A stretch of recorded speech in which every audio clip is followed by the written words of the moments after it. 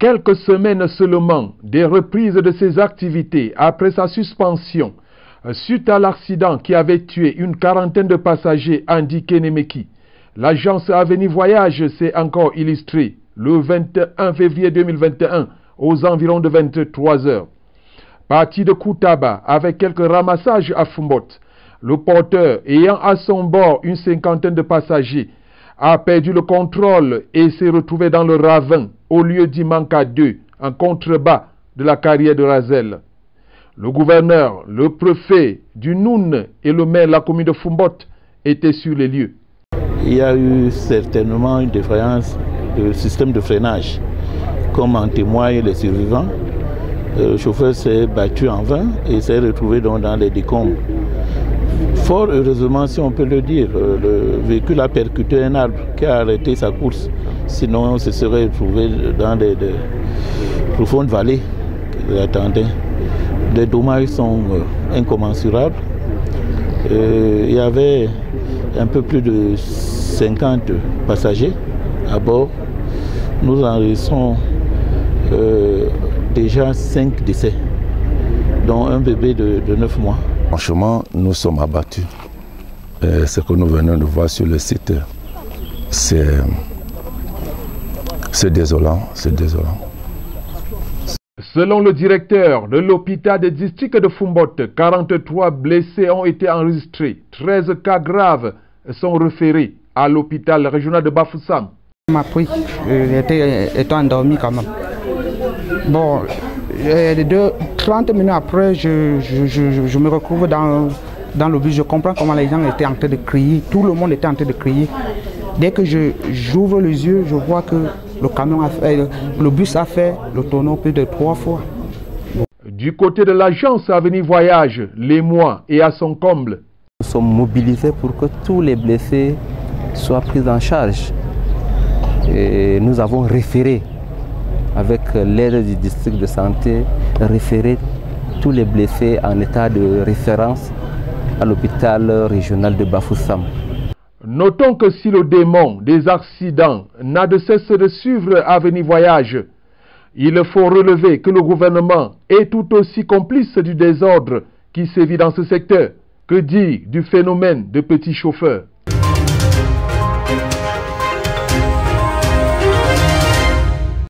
Ligoté et abandonné dans la broussaille, c'est dans cet état que le corps sans vie d'un jeune conducteur de moto-taxi a été retrouvé ce lundi matin dans la zone de Lélé, au lieu dit Cité des Palmiers à Konsamba.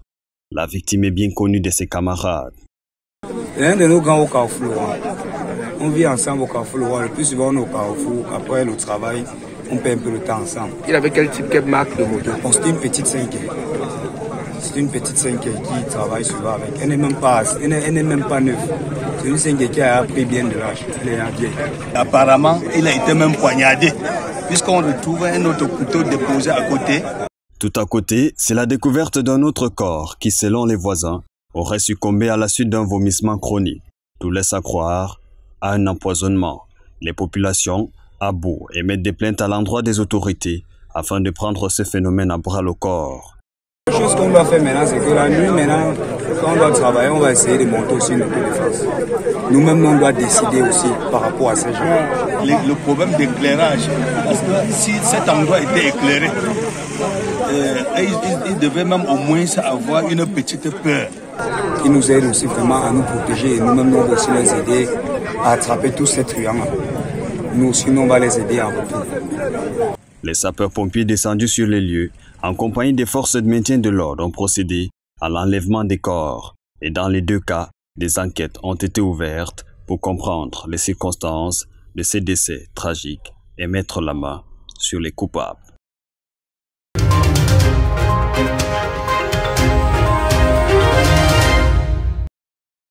Le processus d'assainissement dans le secteur des mototaxis à Douala porte ses fruits. Pourtant, il reste difficile de séparer l'ivraie du blé dans cette activité plus qu'indispensable au déplacement dans la capitale économique.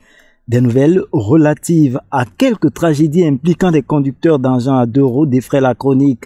Boutés hors du circuit, les indésirables étaient donc à l'ordre du jour de la rencontre ce 22 février dans ces services ceux du gouverneur de la région du littoral, Dieudonné Samuel Ivara Diboa, avec les acteurs de ce corps de métier regroupés en syndicats. Dans les échanges, le patron de la région y a mis un accent sur l'identification des conducteurs. Les syndicats connaissant mieux ceux qui travaillent sur leur secteur, n'est-ce pas, sont à même un peu d'orienter l'action. Ils sont appuyés, n'est-ce pas, par les OPJ et autres, mais nous voulons que ce soit eux qui prennent le devant pour sensibiliser et amener tous ceux qui travaillent dans ce secteur. D'autre part, le Chan ayant fait de bons points, il en sera de mieux avec la CAN en perspective qu'avec aussi la bonne conduite des mototaximens. En prévision, n'est-ce pas, de la CAN prochaine, nous voulons que ce secteur soit assaini de manière à ce que, à l'aune de la CAN, que nous ayons des mototaxis arborant des chasubles identifiés clairement et des éléments qui donnent de sécuriser nos populations et nos habitants.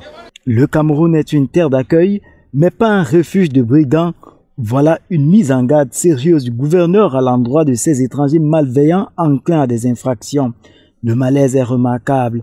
Que donc la collaboration tant des conducteurs d'engins en particulier que de celle des populations en général contribue à mettre hors d'état de nuire les délinquants. Donc je pense que le secteur de mototaxi regorge plus de mauvais grains que d'ivraie.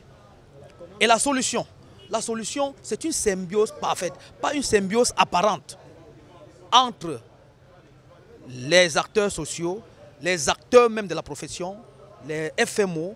Mais qu'il est revigorant de savoir que ceux des mototaxis désireux de se conformer aux règles seront toujours accompagnés. Il est question que d'ici à fin mai, parce qu'on a connu un petit retard, d'ici à fin mai, que nous ayons un nombre considérable entre 5 000 et 10 000 mototaximens habillés, identifiés, qu'on va présenter aux populations. Bien entendu avec un apport de la mairie de la ville. Il y a la formation des mototaximens à la conduite et à la citoyenneté. Ça, c'est un très grand point. Il y a l'identification numérique et visuelle des mototaximens. À chaque fois qu'un mototaximen aura été formé et aura son permis de conduire. Qu'il en soit ainsi, monsieur le maire.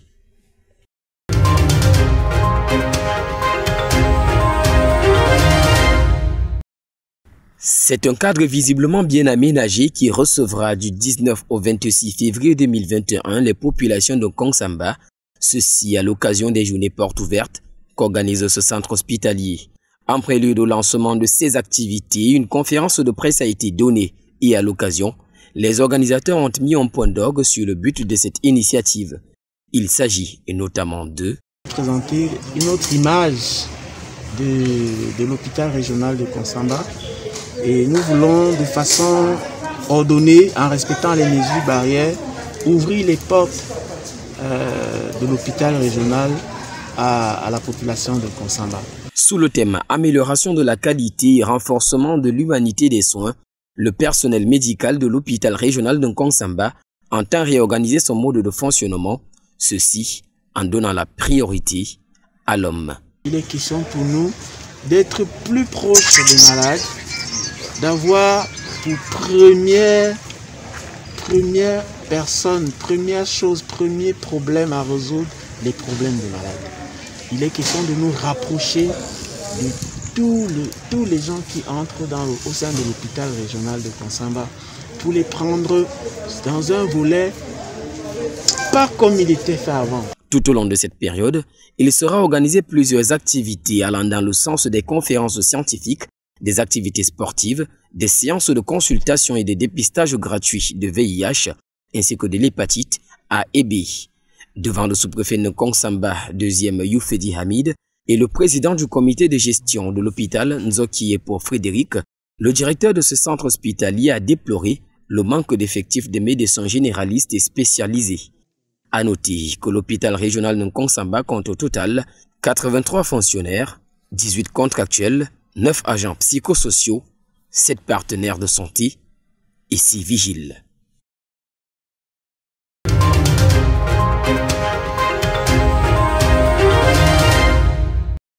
« 20 km de course avec une charge de 20 kg. Une preuve soigneusement encadrée, un vrai régal pour le public massé tout au long du parcours. Camp du 5e Bir, rond-point Bokom de Bekao Serré, camp du 5e Bir. 1h41, c'est le temps qu'il a fallu à ces candidats pour franchir la ligne d'arrivée. Le t-shirt estampillé du chiffre 1 lui est remis par le gouverneur de la région du l'Adamawa dans un décor dominé par les couleurs nationales. La chance est encore donnée aux jeunes d'abord de se faire employer et d'aller goûter au plaisir de défendre l'intégrité nationale. Comme lui, 499 autres postulants ont aussi reçu des t-shirts blancs, synonyme de présélection pour la suite des épreuves du concours BIR 2021, notamment la course sans charge sur une distance de 10 km, la marche poteau, entre autres. Rendu à la 5e étape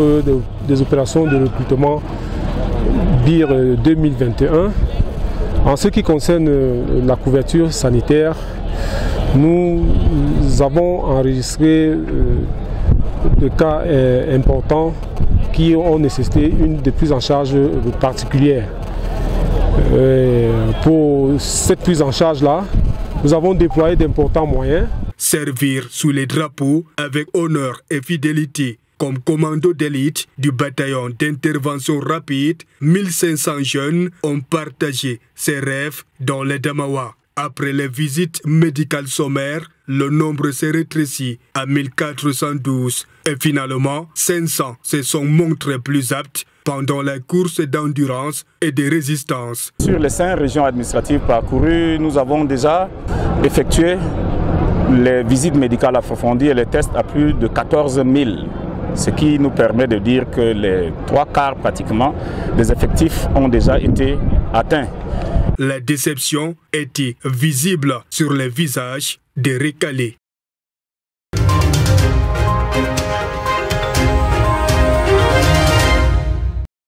Le développement local de la KDI, enjeu des défis. C'est sur ce thème que se tienne depuis jeudi à Batouri la première assemblée générale des magistrats municipaux de ce département de la région de l'Est. Il a été question pour les membres du bureau CEVUC de la KDI de poser les jalons pour un fonctionnement optimal de leur association afin de permettre une implication des municipalités dans le développement de leur localité. En installant officiellement les membres du bureau CEVUC de la KDI, le préfet Rachel Ngazan Akono leur a prescrit le respect des engagements dans la poursuite du développement local pour le bien-être des populations. Respecter eux-mêmes les engagements qu'ils ont pris solennellement par le canal du président élu, c'est-à-dire l'action individuelle, l'action collective, et que tout soit centré sur la recherche, la poursuite du développement local dans la KDI. Et en tant qu'autorité administrative, en tant que tutelle, je voudrais tout simplement, une fois de plus, leur rassurer de ma disponibilité. Pour le tout premier président du CEVUC de la KDI, il est question, dans un premier temps, de matérialiser le mouvement des magistrats municipaux, puis de développer l'esprit de l'intercommunauté. Vous savez, aujourd'hui, les communes, pour se développer, doivent se mettre en syndicat, parce que d'autres projets souhaitent le faire sous cette forme-là. Donc voilà quelques chantiers, sans oublier bien sûr les mutuelles que nous allons instituer. Question de pouvoir nous retrouver mensuellement ou trimestriellement pour pouvoir développer notre feuille de route que nous aurons élaborée. Les municipalités de la KDI pourront aussi compter sur les partenaires au développement qui les assistent au quotidien. Nous nous engageons, nous sommes déjà engagés avec les autorités, avec le gouvernement camerounais, mais aussi avec les autorités ici locales, pour qu'effectivement cet engagement se traduise à une effective capacité gestionnaire à l'intérieur du département, sur l'aspect évidemment du renforcement socio-économique. Il incombe donc aux collectivités de la KDI de s'engager avec abnégation, tant il est vrai que ce département est riche en ressources, mais aussi pauvre dans le développement.